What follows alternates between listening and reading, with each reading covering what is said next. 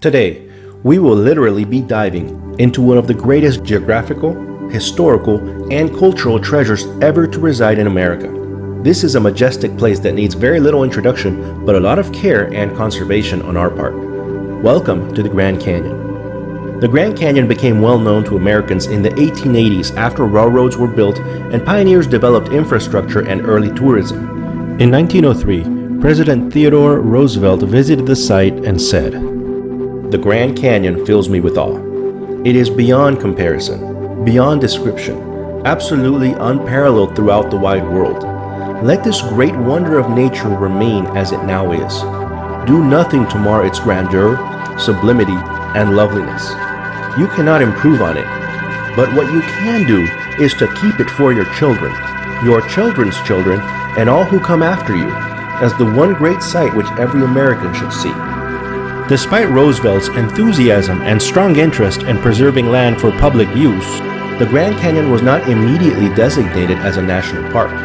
The first bill to establish Grand Canyon National Park was introduced in 1882 by then-Senator Benjamin Harrison, which would have established Grand Canyon as the third national park in the United States, after Yellowstone and Mackinac.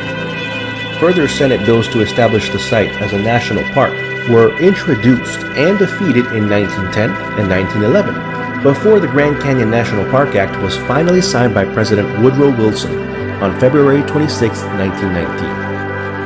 The National Park Service, established in 1916, assumed administration of the park. The creation of the park was an early success of the conservation movement. Its national park status may have helped thwart proposals to dam the Colorado River within its boundaries.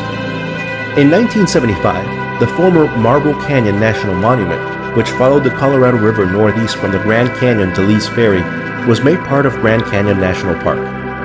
In 1979, UNESCO declared the park a World Heritage Site. The Grand Canyon, including its extensive system of tributary canyons, is valued for its combination of size, depth, and exposed layers of colorful rocks dating back to Precambrian times. The canyon itself was created by the incision of the Colorado River and its tributaries after the Colorado Plateau was uplifted, causing the Colorado River system to develop along its present path. Most visitors come to the well-known south rim of the Grand Canyon. On the other hand, the north rim area of the Grand Canyon National Park is located on the Kaibab Plateau and Walhalla Plateau, directly across the Grand Canyon from the principal visitor areas on the south rim. The north rim is higher in elevation than the south rim, at over 8,000 feet of elevation.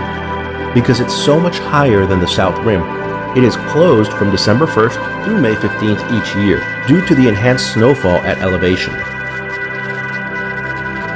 But those areas are nothing but a grain of sand in the miles and miles of wilderness that forms this amazing and untamed natural wonder of the world, most of which is uninhabited, untouched, and relatively unexplored. Thank you for flying and exploring that area with me today. I hope you enjoyed it. See you next time.